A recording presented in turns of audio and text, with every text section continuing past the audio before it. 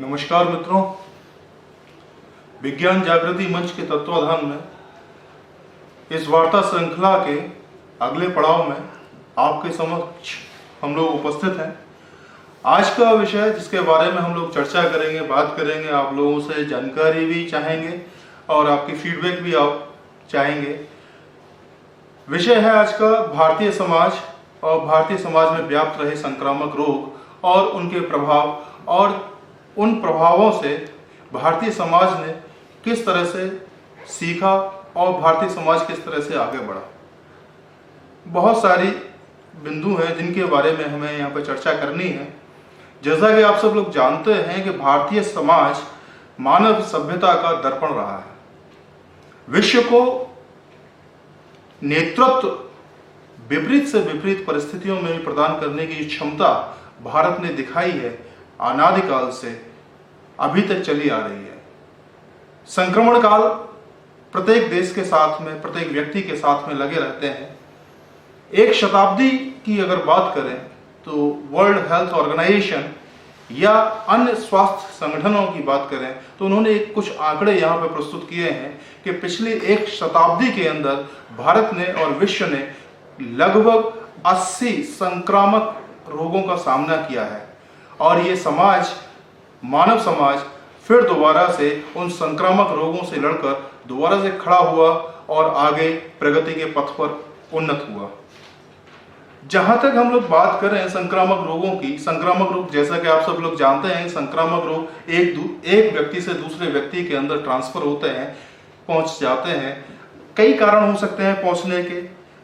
किसी infected person के साथ आप कांटेक्ट में आए हो, या बीमार व्यक्ति के पास बैठे हो, उसके छींकने से, खांसने से जो वेपर्स निकलती हैं और जो विषाणु कण आपके शरीर में प्रवेश कर जाएं, या फिर बीमार व्यक्ति के द्वारा प्रयोग की गई वस्तुओं को आपने प्रयोग कर लिया हो, या फिर विषाणु, जीवाणु या फिर अन्य सूक्ष्म जीवी जिनके कारण वो महामारी या संक्रामक रोग हुए हैं, वो आपके पास तक विभिन्न माध्यमों से पहुंच जाए, चाहे हवा के माध्यम से हो, चाहे जल के माध्यम से हो, या फिर अन्य किसी वाहक के द्वारा वो बीमारी आपके शरीर के अंदर पहुंच जाए, तो आप इन्फेक्ट हो जाते हैं, पीड़ित हो जाते हैं और उसके प्रभाव आपके अंदर दिखने लगते हैं। वही वाहक का काम फिर दूसरे पीढ़ी के लिए, दूसरे व्यक्ति के लिए आप करने लगते हैं। पिछली शताब्दी की बात करें, सन 1918 से लेकर 1920 का एक संक्रमण काल था जब भारत के अंदर स्पेनिश फ्लू H1N1 वायरस के द्वारा फैला, और ऐसा कहा जाता है कि उस समय 14 से लेकर 17 मिलियन लोगों की मौत इस स्पेनिश फ्लू के कारण हुई। वो एक कालखंड ऐसा था कि अगर 1911 की जनगणना और 1921 की जनगणना दोनों का अगर कंपैरिजन किया जाए तो वो एक ऐसा दशक था जिसमें भारत की जनसंख्या 0.03% की गिरावट के साथ में दर्ज की गई थी। बहुत बड़ा प्रभाव भारत के ऊपर पड़ा।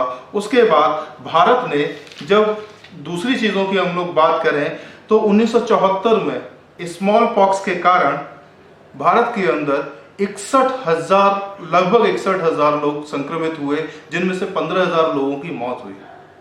उसके बाद सन 1994 में प्लेग भारत के अंदर फैला, और 2009 में स्वाइन फ्लू भारत के अंदर आया, और उसे भी मरने वालों की संख्या काफी कुछ ज्यादा थी, काफी कुछ अधिक थी।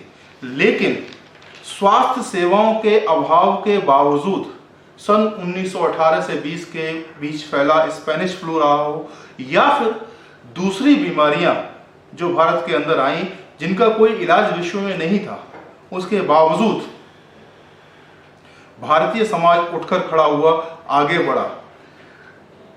कुछ ऐसी चीजें हैं भारतीय समाज के अंदर जो हमें बूस्टअप करती हैं, हमें आगे ले जाने के लिए प्रेरित करती हैं। अगर उनके ऊपर थोड़ा सा दृष्टिपात किया जाए तो बहुत जरूरी है हमारी प्रथाओं के बारे में जानना, हमारी संस्कृति के बारे में जानना, हमारी सभ्यता के बारे में जानना। हमारी संस्कृति, सभ्यता दोनों ही अभूतपूर्व हैं, दोनों ही अतुलनीय हैं। अगर आप विश्व के साथ में, यूरोप के साथ में और अन्य देशों के साथ में उसका कंपैरिजन करें, तुलना करें, तो जैसा कि हम लोग जानते हैं कि हमारे यहाँ एक छोटी सी प्रथा है, शुरुआत जब हम लोग करते हैं सभी को हाथ जोड़कर नमस्ते करते हैं। नमस्ते करने की प्रथा हमारे अंदर है। इसका सीधा सीधा कारण यही है कि हम व्यक्ति के सीधे संपर्क में आने से बचते हैं, लेकिन उसके साथ साथ सभी शक्तियों को केंद्रित करके उसके सामने नतमस्तक हैं, उसको नमस्कार करते हैं, अपना समर्पण भी दर्ज कराते हैं, लेकिन उसके साथ में जो लगे हुए संक्रामक रोग हैं उनसे भी अपने आप को बचाते हैं। जहां तक दूसरी चीजों आदतों की बात है, पहले लोग घरों में अक्सर करके करते थे, आज भी करते होंगे कुछ घरों में, कि घर में घुसने से पहले दरवाजे पर ही हाथ पैर और मुंह धो लिए जाते थे। कुछ घरों में मैंने देखा है कि व्यक्ति अस्पताल जाता है, क्योंकि अस्पताल का माहौल जो होता है बीमारियों से घिरा रहता है, वहां तरह तरह के जीवाणु विषाणु जनित बीमारी जनित लोग आते हैं, डॉक्टर से परामर्श लेते हैं और फिर वो वापस जाते हैं। यानी कहने का मतलब है वहां पर संक्रमण की मात्रा ज्यादा होती है। उस परिस्थिति को अगर देखा जाए तो ये घर में घुसने से पहले हाथ पैर धोना, मुंह धोना और यहाँ तक कि स्नान करना और उन कपड़ों को भी बदल देना, ये हमारे प्राचीन भारत की परंपरा रही है और आज भी कई परिवारों में इसका उपयोग हम लोग करते आ रहे हैं। बहुत सारी चीजें हैं हमारे भारतीय समाज में। बेहतर जीवन पद्धति है। दिन जब शुरू होता है तो हम लोग योग, प्राणायाम और ईश्वर साधना के साथ दिन की शुरुआत करते हैं। भारतीय समाज में बेहतर खान पान की पद्धति भी शुरुआत से रही है, लेकिन जब से यूरोपियन सभ्यता या फिर विदेशी संस्कृतियों का समावेश अगर देखें हम लोग करते रहे हैं, भारतीय संस्कृति सबको आत्मसात करती है, लेकिन कुछ ऐसी चीजें भी हम लोगों ने यहाँ पर आत्मसात कर ली हैं जिनकी हमें आवश्यकता ही नहीं थी। खान पान, जंक फूड जहर है स्वास्थ्य के लिए, सब लोग जानते हैं। अधिक तना भुना खाना जहर है स्वास्थ्य के लिए, सब लोग जानते हैं और आमतौर पर हम लोग करते हैं। ऐसा नहीं कि पहले हमारे यहाँ तना भुना नहीं खाया जाता था, तना भुना हम लोग पहले भी खाते थे, लेकिन दूसरी चीजों की तरफ ध्यान दें कि हमारे यहाँ प्रत्येक ऋतु परिवर्तन पर कोई न कोई एक त्योहार लगा रहता है और उस त्योहार पर कहते हैं ना वो पर्व है और महापर्व, दो चीजें आती हैं। पर्व का मतलब होता है गांठ। अगर आप गन्ने को अगर आप देखें तो गन्ने में जहां पे पर्व होते हैं वहां पे मिठास ज्यादा होती है। यानी कहने का मतलब है हम लोग उत्सव धर्मी लोग हैं। जब ऋतु परिवर्तन होता है तो शरीर के हिसाब से जो चीजें अपेक्षित हैं वहां पर उन चीजों का ही प्रयोग किया जाता है। मकर संक्रांति का दिन ले लीजिए, खिचड़ी महोत्सव होता है, खिचड़ी खाई जाती है। रंगों का त्योहार होता है होली, वहां पर गुजिया वगैरह बनती हैं। उसके बाद में अगर देखा जाए रक्षाबंधन, घेवर, ब्रज में तो घेवर की मिठाई अलग से चलती है। तो कहने का मतलब है शरीर को जहां जहां जिस चीज की रिक्वायरमेंट है, आवश्यकता है, उसकी पूर्ति के लिए हमारे संस्कृति में, हमारे दर्शन में कुछ न कुछ ऐसी व्यवस्था पहले से कर ली गई है कि वो हम पर्व के रूप में और महापर्व के रूप में मनाते रहते हैं और जिससे हमारे शरीर की शुद्धिकरण भी होता है। दोनों ऋतुओं की बात करें, जैसे नवदुर्गा अगर आरंभ होते हैं, चैत्र मास के नवदुर्गे हों या उधर क्वार में नवदुर्गे जो आते हैं, नवदुर्गे 9 दिन का उपवास होता है। उपवास हमारे शरीर को ढालता है दूसरी चीजों के लिए, यानी कि अब समय बदल रहा है, ऋतु बदल रही है, उसके लिए शरीर को तैयार करने के लिए उपवास एक माध्यम है। और 9 दिन के उपवास के कारण हमारा शरीर, जब हम फलाहार पर रहते हैं तो शरीर के अंदर जितने भी विषाक्त पदार्थ मौजूद हैं वो सब बॉडी के द्वारा, शरीर के द्वारा एक्सक्रीट कर दिए जाते हैं, निकाल दिए जाते हैं, त्याज कर दिए जाते हैं। जहां तक बेहतर खान पान की व्यवस्था की हम लोग बात करें तो भोजन पद्धति के बारे में मैं बात कर रहा था।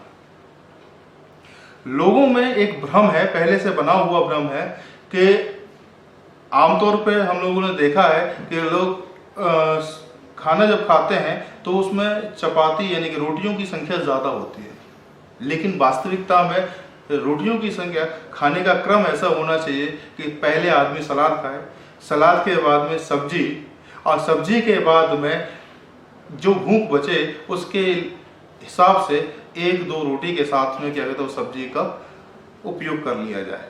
उसके बाद में अगर मिष्ठान की आवश्यकता है, वैसे तो रह नहीं जाती, अगर किसी को आदत है तो फिर मिष्ठान का उपयोग कर लिया जाए। मिष्ठान में गुड़ ज्यादा उपयुक्त माना गया है चीनी से।